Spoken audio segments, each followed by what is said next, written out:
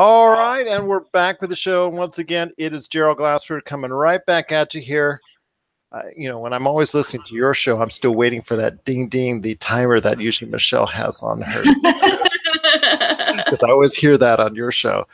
But anyways, part of the deal as far as pop culture is concerned that we wanted to do here on the show this month is highlight, as always during this course of the year, things that we like about the holiday season and great gift ideas. And one of the things we always try to cover, in fact, we did try to do it last year, and we're going to do it again this year, is cover the area of books, because books are as much a part of our pop culture, especially this year with all the great books that are out there in 2018. And there is no one better to cover the book world and great gift ideas in the book world for you than our good friends. They are, well, I'm going to say right now, they is part of the show that you need to listen to, Wine, Women, and Words. You got to check it out today on Libsyn, Apple Podcasts, Spotify, and so many other outlets, because I think you're on Spotify now. Is that correct? We're on Spotify and iHeartRadio. Oh, there you go. See, you're one up on me. I tried to get us on iHeartRadio a couple months ago. They came back. They said, you're on iHeartRadio. And I was like, cool. And I checked it out, and it's actually for Cosmo Today. And I was like, wrong one. It's like, oh, well, we'll send you up to our tech department. And that's the last I heard of it. But, such is life for podcasting. But they are on, these lovely ladies are on iHeartRadio, Spotify, Libsyn, and so many other different outlets. It is our good friends here on the show and also part of the Pop Culture Cosmos experience when they choose to, because, she has the all-time leading article that's out there that still gets hits today on our WordPress site. So crazy. I'll tell you what. Hey, it's there. It's what are you going to do? It is Diana Tierney, and my cohort and also my fellow graduate of the National University. Well, she's actually moved into a higher stature. It is Michele Levis as well. Ladies, it's always lovely to have you here. Thank you so much. We're so excited to be back. Oh, it's great to have you back. You're welcome anytime, but I know I got to get you around this time of the year because books are such an underrated part of what gift giving is all about. And it's actually a great thing to get for people because you can get that, it's under $20 for the most part. You can wrap it nicely, everything there as far as just, people just still love books today. Audiobooks, that's always great too. But I know you both ladies in it well enough that you like the tangible turn the page type deals. So I understand that. But audiobooks and also, for the tablets and whatnot, those are great as well. But I want to get your thoughts on some great ideas for what people need to look out for as far as from the book world, because it is that time of the year. People are searching for great gift ideas, and you had so many last year. Diana, I'm going to start with you. What great gift ideas do you have in mind for people out there for holiday 2018? Well, the first one I'm going to go with is mugs and coffee sets, just like the awesome little Wine, Women, and Words mug I am holding here that you can get on our website. But that's cheap plug there, but I like it. I'm not above a cheap block. Mugs and like coffee or tea, hot chocolate sets. Bookworms love to have something to drink while they're reading. So those are always looked upon favorably. I know I have my own personal mug collection, and Michele has a very extensive mug collection. What about a tea set? You mentioned it briefly, a tea set. Would that be something appropriate as far as, how you can get those sets with the different flavored teas specifically for the mug? Is it a great idea to get it hand in hand maybe? Absolutely. I think that would be a great 1-2 punch. And you can even do themed ones. I know there was a Doctor Who one, which I have. If you go on Etsy, there's a bunch of Star Wars ones for the sci-fi lovers. And you can get tea samplers from Republic of Tea. I know Amazon, they have everything. They have that. And then Adagio Tea also has some great samplers that actually, they allow fans to curate their own teas. And they do lots of different teas based around fan stuff. So I got a Loki one once from them. It was a chocolate mint, which was phenomenal. So yeah, tea, getting the sets to go with the mugs is always appreciated. That's a great idea to get everything started off. Michele, I know you had some great ideas last year, including some gift card ideas for everybody out there. What are your first thoughts on where you would go and give somebody advice, especially us guys, because us guys, we always get the wrong gifts. We always go to the wrong places and get the wrong thing and end up you opening it and you're even more madder at us than you were before you opened the gift. So tell us, Michele, exactly what you think people should go for, or less guys specifically, or even just friends or whatnot, when you're looking for great gift ideas in the book realm. Well, for book nerds and bookworms, it's really kind of hard to go wrong for finding unique gifts. I know, Etsy, Diana mentioned Etsy. If you search just literary gifts or gifts for book lovers, the search results will come back with so many great ideas and so many things that, you didn't even realize you needed or you wanted until you saw it. But another great idea is people who love to read, odds are they also tend to love to write. And sorry, my cat is knocking everything over on this table right now. I noticed he wants to actually, instead of your kids being part of the show, it's actually your cat trying to go ahead and steal the spotlight, similar to what the cat in the latest Captain Marvel trailer is doing as well. I haven't caught the latest Captain Marvel trailer yet. Oh well, it came out tonight. Sorry. I know it comes out during the football, and I was just busy watching the latest episode of Outlander, so I have not caught up with that. Oh, my wife loves Outlander. Yes. Outlander. Oh my god! And speaking of great gift ideas, since your wife loves Outlander, speaking of the wonderful things you can get on Etsy for Outlander, there are teacups. I know I have one that says Sassenach on it, and if you watch Outlander, you know what that refers to. There are these great T-shirts out there that have the dialogue, the words from the books, and they use that to create images on the T-shirts, and you can get that on for scarves, you name it, you can do that, and they have tons of wonderful Outlander stuff. Oh, that's awesome to hear. It's definitely awesome to hear. Feedback. Michele, I just want to again thank you, Diana, for that. And Michele, do you have anything to add on to it as far as Outlander, or is there somewhere else you want to lean towards to as far as great gift ideas for the holidays? Well, what I was saying before, Fish rudely interrupted me. That's the cat. Is people who love to read, odds are they also tend to love to write. I mean, not necessarily books, but just writing in general. And I would suggest checking out a stationery store. There are a lot of really great, if you have a letter writer, they have great stationery sets, or, a beautiful journal is always welcome in my house. So that's another side that you could check out if you don't really necessarily want to get a book, or you don't know what kind of books people like, and you don't necessarily want to do a gift card. That's another idea.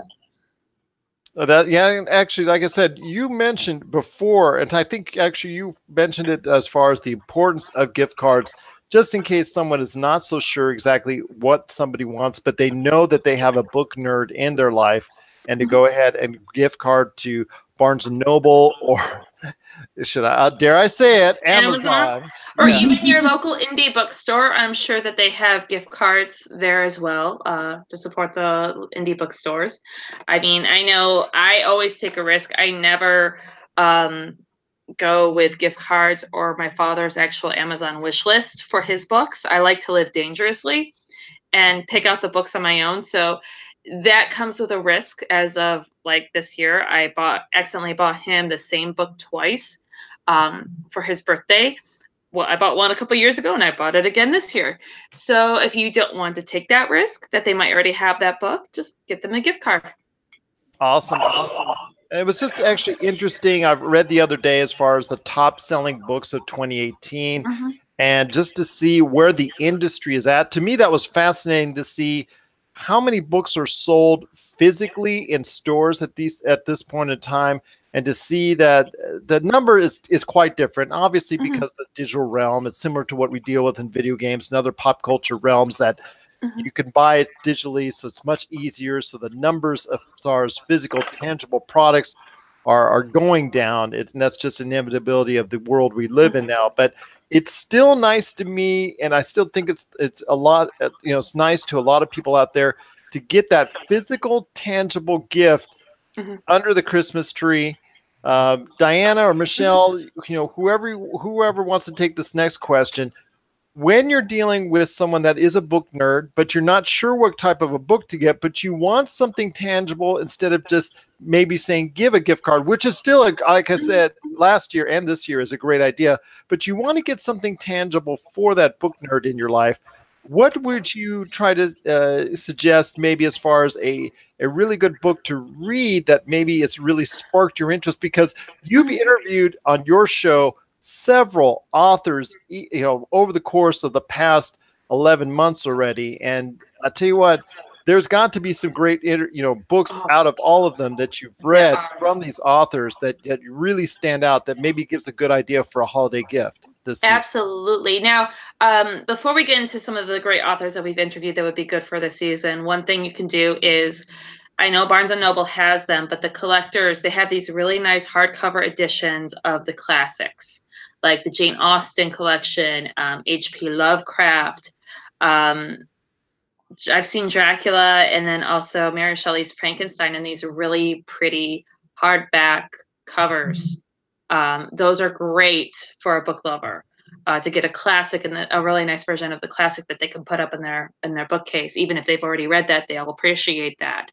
But for some of the authors that we've read that I've really loved, from the show, I'm right now, the book of the month that we have right now is The Lost Vintage. And that's by Anma. And the book is amazing. I'm absolutely in love with it. And after about maybe a week and a half, I'm already almost finished with it. Yeah, I was going to tell you that, Michele. So at this point where I'm almost finished with it and Michelle's barely started it, and I'm going to start nagging her going, have you finished it yet? Have you finished it yet? It's just that beautiful and that wonderful. I think that would be a great one to pick up. One fantasy series that is about to take off is, do you remember the specific name of the series, Michele? The City of Brass series? Yeah, the first one is City of Brass, and that one came out in 2018, and you've got it there. I do. Look how pretty that is. Oh, it's gorgeous. And then book 2 actually comes out in January, and it's called The Kingdom of Copper, and it's by S.A. Chakrabarti, and it's a Harry Potter version of Arabian Nights in a lot of ways. That's the best way to describe it. It's a fantastic book, both in adventure and in the way it's written, and the setting of it is so unique. And we love Shannon. She has been great to have on the show.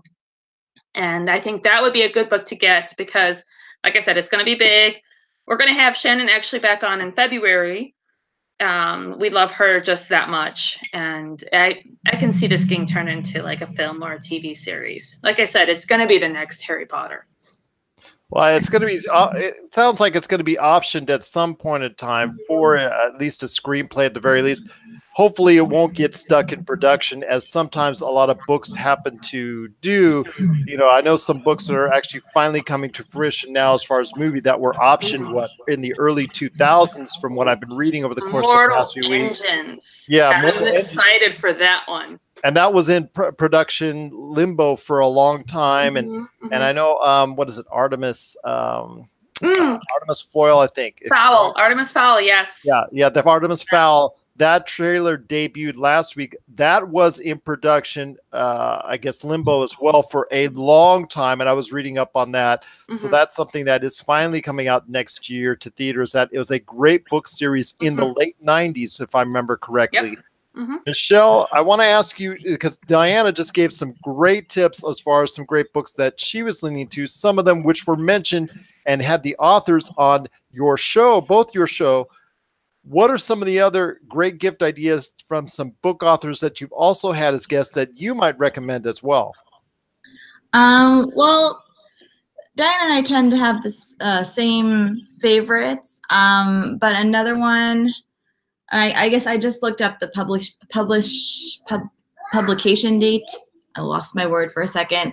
And it's actually 2017, but I still loved it. It was the Fortune Teller by Gwendolyn Womack.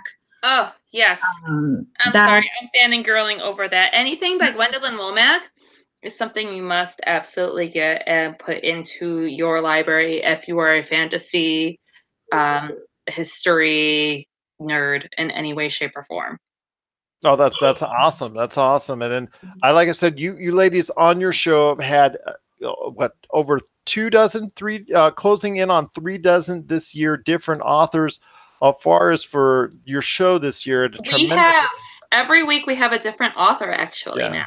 So we have our book of the month, and that we read together, and every week we have somebody new. So that's well over 36. Like I said, 36 year alone. So that's awesome. You're closing in on what 40, 45 different authors you've had on your show. So that's tremendous. Mm-hmm. And I'll tell you what, if you've not catched it already, you've got to catch it today. It is the Wine, Women, and Words podcast that is available on Libsyn, Spotify, and they one up us here. They got themselves on iHeartRadio. They are all over the place. You got to check it out. If you are a book aficionado, it's definitely something to check out indeed. Last thoughts on any holiday gift ideas for the book nerd in your life that you think is the most appropriate thing to get, that they'll get a kick out of, that's kind of different from what they would normally get under the Christmas tree? Actually, I just saw something that I want to try to make myself, but we'll see. I'll just put on the list of things that I want to do. But they are really cool book clocks where people make clocks out of beautiful hardcover books that you can find maybe in like a used bookstore, or if you have a book that you don't mind really destroying, which kind of goes against everything a book lover believes.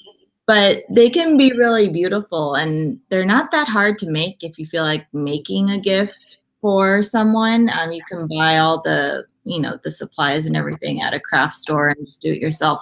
But they look really pretty, and they're a great addition to a reading nook or a bookshelf or whatever. And I thought they looked really cool, so I actually want to try to make one myself.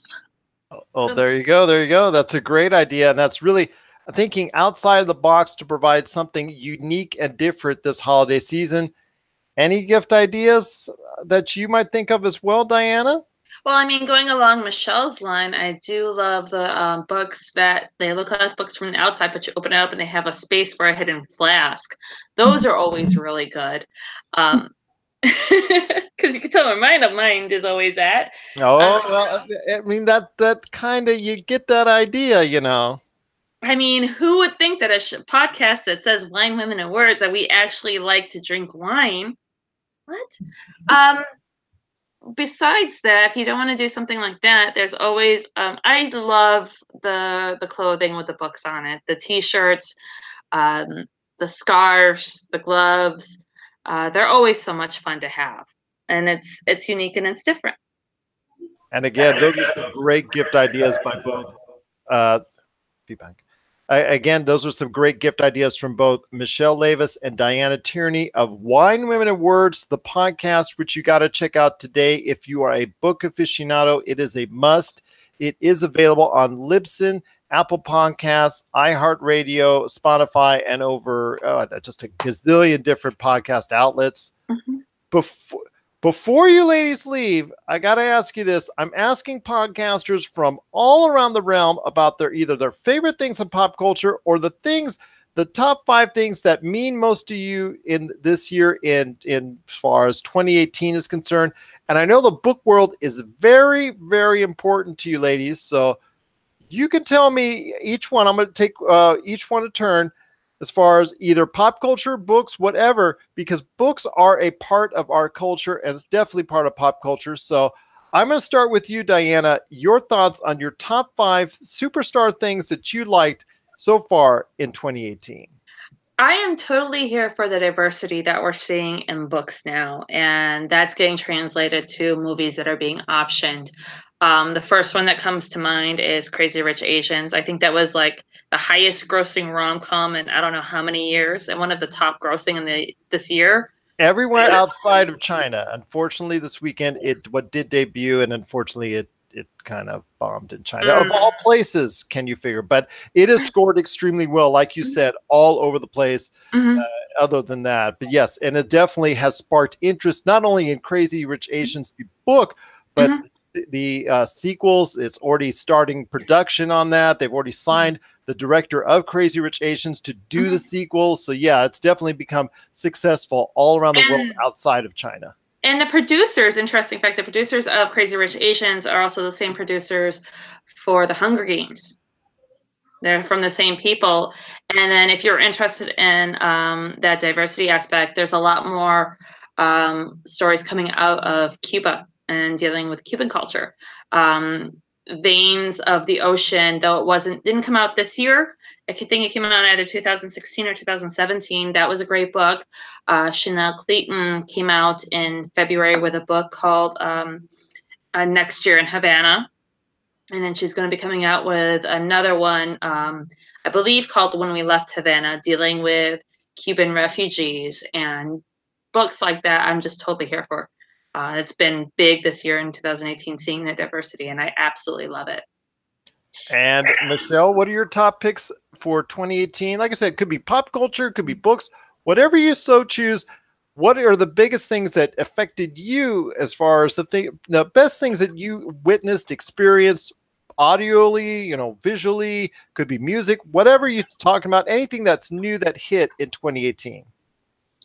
Well, it's definitely not new to the world, but this year has been the year of the audiobooks for me. I recently, before this, I never really got into audiobooks. I couldn't really get behind them at all, but this year I started, and it lets you experience books in a completely different a different aspect. I mean, we talked about it on the show on a few episodes, but you fully immerse yourself and you experience the book the way the author intended you to experience it. But the books that really kind of stood out to me this year, City of Brass, we already mentioned that earlier. I am a huge Emily Giffin fan, so she just came out with her new book this year, All We Ever Wanted, which was probably one of her best books yet. It was very present. It dealt with a lot of social issues that are relevant today, not just for women, but for parents, dads. It's a single dad and a married mother from a different family, and they have to deal with huge issues with their kids and society. It's a really great book. The Paris Secret by Karen Swan was like a historical fiction thriller mystery that we had on the show that we loved. Beautifully written, and it had to do with art, World War II, which is, anything with those two things is really a must read for me. But Diana's the historical fiction person. I am the thriller person. So 2 thrillers that I loved that came out this year. One of them was called Bring Me Back by B.A. Paris. And if anyone is on the Bookstagram world on Instagram, that's the one with the yellow brick wall that was all over the place when it first came out, but people will remember it if they're part of the Bookstagram world. I was actually tweeting the author while I was reading it, trying to figure out the ending, and all of my theories were wrong, and it totally threw me for a loop. And the last one was Baby Teeth, and I'm probably gonna pronounce her name wrong, but it's by Zoe Stage, which was highly disturbing. It was about a woman who became convinced that her 7-year-old daughter wanted to kill her because she wanted her out of the way so she and her daddy could live happily ever after. And reading or listening to that on audiobook makes it even more disturbing because the voice that the narrator uses for the daughter like makes your skin crawl just listening to it. So those are my 5. Oh, that's awesome. That's a great list from both of you. I can really empathize with what you're saying as far as audiobooks are concerned, because me, it's an issue of time because I've got so many different things going on in my life. I can't always sit down and read a book. So definitely I have already actually gone through 3 audiobooks this year myself. So I can definitely empathize with what you're talking about as far as going the audiobook way. And hopefully no book aficionados and book nerds will actually, curse me for saying that. But If definitely, they do, just send them over to us. We are huge fans of audiobooks. We actually had Julia Whalen on the show in July, I think it was. And she's, I joke around with her that she's narrated all the audiobooks. She did Gone Girl, The Other Wife, which was also really big, and like every other one. What was Kristen Hanna's latest one? The Great Alone, which is another great book that came out this year, which I highly recommend for people.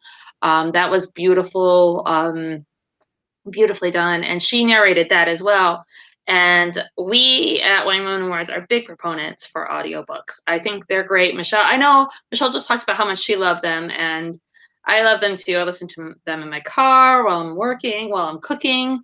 They're fantastic, and you can get so many great audiobooks through Audible and several other sources. Even your library has great audiobooks too. and that's something a lot of people tend to forget, because I order books all the time through the library, not only for my family, but for myself. So it's definitely a great way to go ahead and get books if you're looking for alternative means than going through Goodread or Amazon or Barnes and Noble and whatnot. So that's awesome. Those are some great ideas. But I got to ask you one question before we head on out.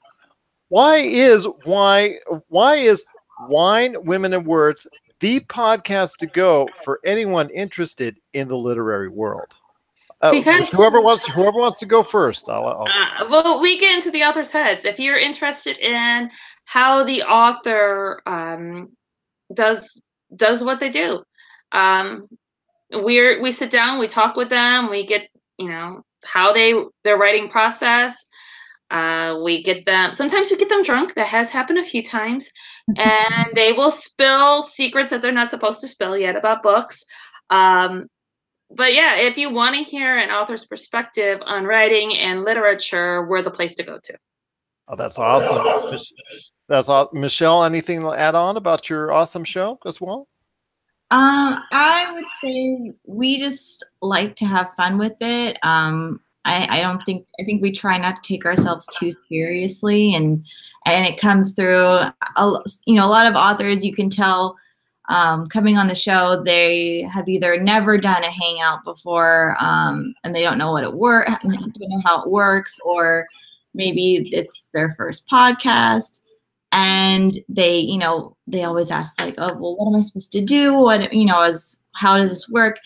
And it's really, we just want to talk about your book. That's all we want to do. We want to pick your brain, and we want to know why you killed off the character that we love so much, or how you came up with this huge plot twist. So it's basically, if a person has read the book that we're talking about and they loved it as much as we did, we're probably going to ask the same types of questions that they would ask if they had the opportunity to chat with the author.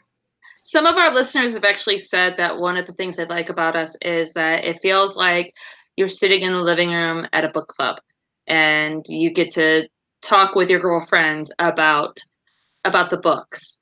And literary podcasts have this reputation for being really stuffy, and that you have to be a literary scholar and so full of yourself when you talk about literature. But our belief is that books should be fun, and as long as you're reading, that's all that matters to us. It doesn't matter if you are reading comic books or you're reading a Pulitzer Prize winner. Reading is reading, and it's fun, and you should enjoy it. And that's what we try to portray in the show. Oh, that's awesome. But I will say, if anybody has that question again, just tell them just to talk, because the only bad air is when there's dead air when it comes to as far as podcasting or radio or anything like that. So as long as they're saying something, I guess it all goes from there. But if you want to go ahead and get a good idea about the literary world from two people out there who try not to be any type of stuffiness or whatnot. And actually, if you've listened to their podcast, you'll understand why it is a great podcast. Makes you feel very relaxed. It's actually a lot of fun. Michele has her kids drop by, whether she likes it or not, from time to time. And it makes it for a real fun environment. It actually tends to ease the authors from what I'm seeing and what I've actually heard from their podcast, and it puts them at ease, and it actually starts a great conversation, not to mention all the wine that they drink as well. So I'll tell you what, there is no better place to go for the literary world as far as the podcast is concerned than the Wine Women and Words podcast, which you again can catch on Libsyn, Apple Podcasts, Spotify, iHeartRadio, and so many other different podcast outlets. Overcast, I always, nobody ever mentions them, but that's a great app there as well. I just truly cannot thank you both enough for taking some time on the show to not only tell us your thoughts on the best of 2018 in the literary world, but also your thoughts as well on great gift ideas for people who really have someone that's a book lover in their life. And again, each year that you come on the show to explain all that, we get some great vibes back, and it's just great to hear your thoughts and perspective, because there is no one better to go to when it comes to the literary world than you two. Well, thank you. No problem. But again, just truly great to both of you. Cannot thank you enough for taking the time to spend with us here on the show. Wish you two all the best with your podcast. Anything you need from us here at the Pop Culture Cosmos, again, we just truly appreciate it. And check out, if you want to see a lot of their back work as far as their articles are concerned, you can always check them out today at popculturecosmos.com and popculturecosmos.wordpress.com. And in fact, Diana and Michele have the two top grossing articles on there still, even to this day. So you got to check out all their great work there as well. Ladies, just cannot thank you enough for taking the time to spend with us today, and just so great to have you a part of the Pop. Thank you so much. Oh, no problem. Thank you as well, of the Pop Culture Cosmos.